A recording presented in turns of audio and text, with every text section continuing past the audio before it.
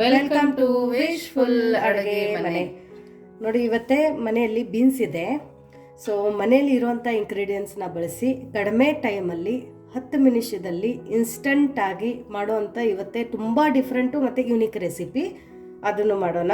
So ಇಲ್ಲಿ ಇವಾಗ ಬೀನ್ಸನ್ನು ತೊಗೊಂಡಿರೋದು fresh ಬೀನ್ಸನ್ನು. ಇದನ್ನು ನಾವು ನೀಟಾಗಿ ಈ ಥರ ಕಟ್ ಮಾಡ್ಕೋಬೇಕು.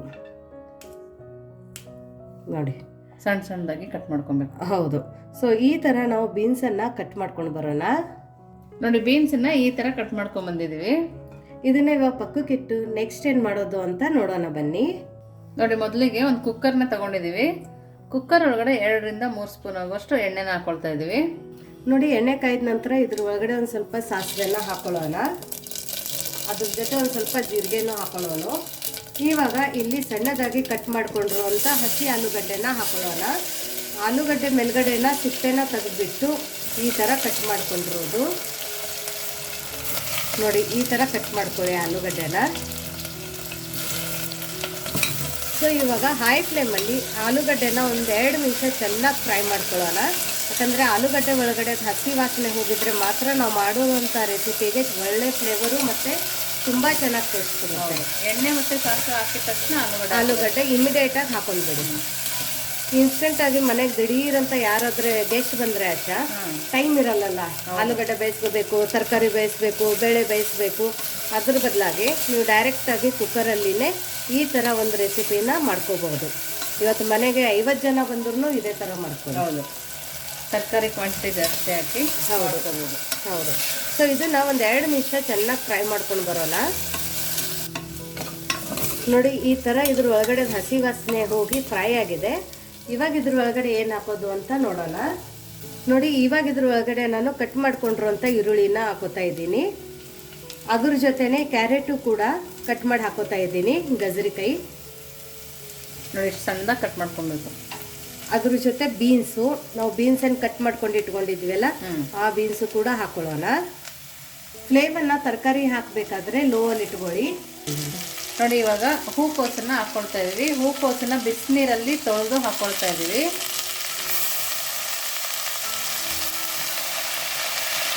ಹೂಕೋಸು ಹಾಕೋದ್ರಿಂದ ತುಂಬಾ ಟೇಸ್ಟ್ ಬರುತ್ತೆ.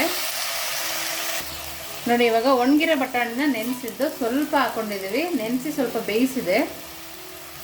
ಇಲ್ಲ ಅಂದರೆ ನೀವು ಫ್ರೆಶ್ ಬಟಾಣಿ ಕೂಡ ಹಾಕೋಬಹುದು. ಇವಾಗ ನನ್ನ ಮನೇಲಿ ಇಷ್ಟಿತ್ತು ಅಂತ ಹೇಳ್ಬಿಟ್ಟು ನಾನು ಹಾಕೊಂಡಿರೋದು. ಇವಾಗ ಇದನ್ನೆಲ್ಲನೂ ನಾವು ಚೆನ್ನಾಗಿ ಮಿಕ್ಸ್ ಮಾಡ್ಕೋಬೇಕು. ಎಣ್ಣೆಯಲ್ಲಿ ಒಂದು 2 ನಿಮಿಷ ಫ್ರೈ ಮಾಡ್ಕೋಬೇಕು. ನಾವು ಈರುಳ್ಳಿನೂ ಎಣ್ಣೆಲಿ ಫ್ರೈ ಮಾಡ್ಕೊಂಡಿಲ್ಲ, ಅದರಿಂದ ಇವಾಗ ಚೆನ್ನಾಗಿ ಫ್ರೈ ಮಾಡ್ಕೊಬೇಕಲ್ಲ ಪ್ರತಿಭಾ? ಹೌದು. ನೋಡಿ, ಇದು ಒಂದು 2 ನಿಮಿಷ ನಾವು ಇದೇ ಥರ ಫ್ರೈ ಮಾಡ್ಕೊಂಡಿರೋದು. ಇವಾಗ ಫ್ಲೇಮನ್ನು ಲೋ ಅಲ್ಲಿ ಇಟ್ಕೊಂಡು ಏನು ಮಾಡೋದು ಅಂತ ನೋಡೋಣ. ಇವಾಗ ನೋಡಿ, ಇದ್ರ ಒಳಗಡೆ ಸಣ್ಣದಾಗಿ ಕಟ್ ಮಾಡ್ಕೊಂಡಿರೋಂಥ ಟೊಮೆಟೊನ ಹಾಕೊಳ್ಳೋಣ. ಕರಿಬೇವು ಸೊಪ್ಪು ಹಾಕೊಳ್ಳೋಣ. ರುಚಿಗೆ ಉಪ್ಪನ್ನು ಹಾಕೊಳ್ಳೋಣ. ಅದ್ರ ಜೊತೆನೆ ಸ್ವಲ್ಪ ಅರಿಶಿಣದ ಪುಡಿ, ಕೆಂಪು ಖಾರದ ಪುಡಿ. ಇಲ್ಲಿ ನಾನು ಉತ್ತರ ಕರ್ನಾಟಕದ ಮಸಾಲೆ ಪುಡಿನ ಹಾಕೋತಾ ಇದ್ದೀನಿ. ಸೊ ನಿಮ್ಮ ಹತ್ರ ಉತ್ತರ ಕರ್ನಾಟಕದ ಮಸಾಲೆ ಪುಡಿ ಇಲ್ಲ ಅಂದ್ರೂ ನಿಮ್ಮ ಮನೆಯಲ್ಲಿ ಯಾವ ಪುಡಿನ ಬಳಸ್ತೀರಾ, ಮಸಾಲೆ ಪುಡಿನ ಅಥವಾ ಮಸಾಲೆ ಪೌಡರನ್ನು, ಅದನ್ನೇ ಹಾಕ್ಕೊಳ್ಳಿ. ಇಲ್ಲಿ ನಾನು 2 ಸ್ಪೂನಷ್ಟು ಹಾಕ್ಕೊಂಡಿದ್ದೀನಿ. ಖಾರಕ್ಕೆ ಅಂತೀವಿ ನಾವು ಇದಕ್ಕೆ. ನೋಡಿ, ಸ್ವಲ್ಪ ಗರಂ ಮಸಾಲಾನ ಹಾಕೊಳ್ಳೋಣ. ಸ್ವಲ್ಪ ಧನಿಯಾ ಪೌಡರ್. ನೋಡಿ, ಇಲ್ಲಿ ಕಡಲೆ ಬೀಜದ್ದು ಪುಡಿನ ಹಾಕೋತಾ ಇದ್ದೀನಿ. ಕಡಲೆ ಬೀಜನ ಹುರಿದು ಬಿಟ್ಟು ನೀವು ಒಂದು ಸ್ವಲ್ಪ ತರಿಯಾಗಿ ಇದನ್ನು ಪುಡಿ ಮಾಡ್ಕೋಬೇಕು. ತುಂಬ ಸಣ್ಣ ಪೌಡರ್ ಇರಬಾರ್ದು, ಈ ಥರ ಒಂದು ಸ್ವಲ್ಪ ಪುಡಿಯಾಗಿಯೇ ಇರಬೇಕು. ಸೊ ಇದನ್ನು ನಾನು ಒಂದು 2 ಸ್ಪೂನಷ್ಟು ಹಾಕೋತೀನಿ, ಜಾಸ್ತಿ ಏನು ಬೇಡ. ಇಷ್ಟೆಲ್ಲನೂ ಹಾಕಿ ಇದನ್ನು ನಾವು ಫಸ್ಟ್ ನೀಟಾಗಿ ಎಣ್ಣೆಯಲ್ಲಿ ಮಿಕ್ಸ್ ಮಾಡ್ಕೊಳ್ಳೋಣ. ಇದ್ರೊಳಗಡೆ ಸಕ್ಕರೆ ಬೆಲ್ಲ ಹಾಕೋದು ಬೇಡ, ಯಾಕಂದ್ರೆ ಆಲ್ರೆಡಿ ಕ್ಯಾರೆಟ್ ಹಾಕಿರ್ತೀವಿ. ಸೊ ಕ್ಯಾರೆಟ್ ಕೂಡ ರುಚಿ ಇರುತ್ತಲ್ಲ ಆಶಾ? ಹೌದು. ನಾವು ಕಡಲೆ ಬೀಜ ಹಾಕೋದ್ರಿಂದ ಏನು ಬೆನಿಫಿಟ್ ಬರ್ತೀವ? ಇವಾಗ ಇದು ಒಂದು ಸ್ವಲ್ಪ ನಾವು ಗ್ರೇವಿ ಕನ್ಸಿಸ್ಟೆನ್ಸಿ ಮಾಡ್ತೀವಲ್ಲ, ಸೊ ಕಡಲೆ ಬೀಜದ ಪುಡಿ ಹಾಕಿ ಮಾಡೋದ್ರಿಂದ ನಮ್ಗೆ ಕರೆಕ್ಟಾಗಿ ಗ್ರೇವಿ ಕನ್ಸಿಸ್ಟೆನ್ಸಿ ಬಂದ್ಬಿಡುತ್ತೆ. ನಾವು ಇದಕ್ಕೆ ಖಾರ ಏನೂ ರುಬ್ಬಂಗಿಲ್ಲ, ಏನೂ ಇಲ್ಲ, ಚೆನ್ನಾಗಿರುತ್ತೆ. ಹೌದು, ರುಬ್ಬೋದು ಇಲ್ಲ. ಆಮೇಲೆ ಮತ್ತೇನು ಕುದಿಸ್ಬೇಕಂತೇನಿಲ್ಲ, ಏನೂ ಇಲ್ಲ. ಇದನ್ನು ಬರೀ ಎಣ್ಣೆಯಲ್ಲಿ ಒಂದು 2 ಸರ್ತಿ ಈ ಥರ ತಿರುಗಿಸಿದ್ರೆ ಸಾಕು, ಎಲ್ಲದಕ್ಕೂ ಮಸಾಲೆ ಹತ್ಕೊಂಡು ಬಿಡುತ್ತೆ. ಇವಾಗ ಇದ್ರ ಒಳಗಡೆ ಕುದಿಯೋ ನೀರನ್ನು ಹಾಕೋಬೇಕು. ಬಿಸಿ ನೀರಿರುತ್ತಲ್ಲ ಅದನ್ನು ಹಾಕೋಬೇಕು. ನೀವು ಕನ್ಸಿಸ್ಟೆನ್ಸಿನ ನೋಡ್ಬಿಟ್ಟು ನೀರನ್ನು ಹಾಕೊಳ್ಳಿ. ಸ್ವಲ್ಪ ನೀರು ಹಾಕ್ಕೊಂಡು ಇದನ್ನು ಫಸ್ಟ್ ಮಿಕ್ಸ್ ಮಾಡ್ಕೊಳ್ಳಿ. ಯಾಕಂದರೆ ನಿಮಗೆ ಎಷ್ಟು ಗ್ರೇವಿ ಕನ್ಸಿಸ್ಟೆನ್ಸಿ ಬೇಕು ಅನ್ನೋದು ಗೊತ್ತಾಗುತ್ತೆ. ಸೊ ನನಗೆ ಇನ್ನೊಂದು ಸ್ವಲ್ಪ ಗ್ರೇವಿ ಬೇಕು, ಹಾಗಾಗಿ ನಾನು ಇನ್ನೊಂದು ಸ್ವಲ್ಪ ನೀರನ್ನು ಹಾಕೋತೀನಿ. ನೋಡಿ, ನಾವು ಇಷ್ಟು ನೀರನ್ನು ಹಾಕೊಬೋದು, ಆಮೇಲೆ ಗಟ್ಟಿ ಆಗುತ್ತೆ, ಅದು ಒಂದು ಸ್ವಲ್ಪ ಗಟ್ಟಿ ಆಗುತ್ತೆ. ಬಟ್ ನಾನು ತುಂಬ ಥಿಕ್ ಕನ್ಸಿಸ್ಟೆನ್ಸಿ ಮಾಡ್ಕೋತಾ ಇಲ್ಲ ಆಶಾ. ಸ್ವಲ್ಪ ಇದ್ರದ್ದೇನು ಗ್ರೇವಿ ಇರುತ್ತಲ್ಲ, ತುಂಬ ಥಿಕ್ ಬೇಡ ಅಂತ ಸ್ವಲ್ಪ ಥಿಕ್ ಆಗುತ್ತೆ. ಇವಾಗ ಹಿಂಗಿರುತ್ತಲ್ಲ, ಇದನ್ನ ಕುದಿ ಬಂದ ನಂತರ ಪರ್ಫೆಕ್ಟಾಗಿ ಬಂದಿರುತ್ತೆ. ಸೊ ನೋಡಿ ಎಷ್ಟು ಇನ್ಸ್ಟಂಟಾಗಿ ಕುಕ್ಕರಲ್ಲಿ ನಾವು ಈ ಥರ ಒಂದು ರೆಸಿಪಿನ ಮಾಡ್ಕೋಬೋದು, ದಿಢೀರಂತ ಆಗುತ್ತೆ. ಸೊ ನೋಡಿ, ಇವಾಗ ಫ್ಲೇಮನ್ನು ಮೀಡಿಯಮ್ ಫ್ಲೇಮಲ್ಲಿ ಇಟ್ಕೊಳ್ಳೋಣ. ಸೊ ಒಂದು ಸರ್ತಿ ಉಪ್ಪನ್ನು ಚೆಕ್ ಮಾಡಿ. ಉಪ್ಪು ಖಾರ ಎಲ್ಲ ಕರೆಕ್ಟಾಗಿದೆ. ನಿಮಗೆ ಹುಳಿ ಜಾಸ್ತಿ ತಿಂತೀನಿ ಅಂದರೆ ಟೊಮೆಟೊನ ಜಾಸ್ತಿ ಹಾಕ್ಕೊಳ್ಳಿ. ಸೊ ನೋಡಿ, ಇವಾಗ ಲಿಡ್ಡನ್ನು ಮುಚ್ಚೋಣ. ಲಿಡ್ಡನ್ನು ಮುಚ್ಚಿಬಿಟ್ಟು ವಿಸಲನ್ನು ಹಾಕಿಬಿಟ್ಟು ಇದನ್ನು ಮೀಡಿಯಮ್ ಫ್ಲೇಮಲ್ಲಿ ಒಂದು 2 ವಿಸಲನ್ನು ತಕ್ಕೊಳ್ಳೋಣ. ಜಾಸ್ತಿ ಸಾಕು, ಯಾಕಂದರೆ ಜಾಸ್ತಿ ಹಾಕೊಂಡಿದ್ರೆ ತರಕಾರಿ ತುಂಬ ಜಾಸ್ತಿ ಬೈದ್ಬಿಡುತ್ತೆ. ಸೊ ಹಾಗಾಗಿ ಹೈ ಟು ಮೀಡಿಯಮ್ ಫ್ಲೇಮಲ್ಲಿ ಒಂದು 2 ವಿಸಲನ್ನು ತಕ್ಕೊಂಡ್ಬಿಡೋಣ. ಇದು ವಿಸಲ್ ಆಗೋ ತನಕ ಮುಂದೆ ಏನು ಮಾಡೋದು ಅಂತ ನೋಡೋಣ ಬನ್ನಿ. ನೋಡಿ, ಇಲ್ಲಿ ಒಂದು ಬೌಲಲ್ಲಿ ಗೋಧಿ ಹಿಟ್ಟನ್ನು ತಗೊಂಡಿರೋದು, ಗೋಧಿ ಹಿಟ್ಟನ್ನು ಜಡಿ ಮಾಡಿ ತಗೊಂಡಿರೋದು. ಇದಕ್ಕೇನೆ ಒಂದು ಸ್ವಲ್ಪ ಚಿರೋಟಿ ರವೆನ ಹಾಕೊಳ್ಳೋಣ.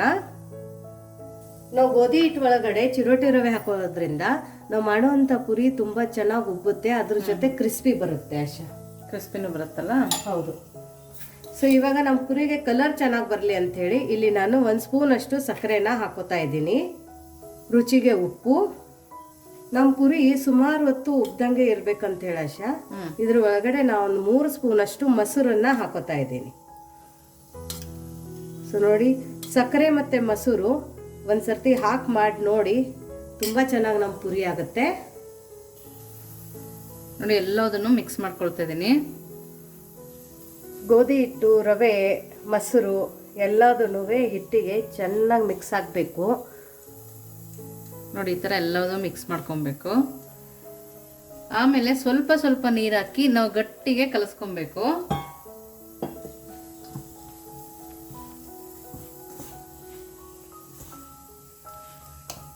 ಪುರಿಗೆ ಹಿಟ್ಟನ್ನು ಕಲಿಸ್ಬೇಕಾದ್ರೆ ತುಂಬ ಟೈಟಾಗಿ ಕಲಿಸ್ಕೋಬೇಕು, ಗಟ್ಟಿಯಾಗಿ ಕಲಿಸ್ಬೇಕು.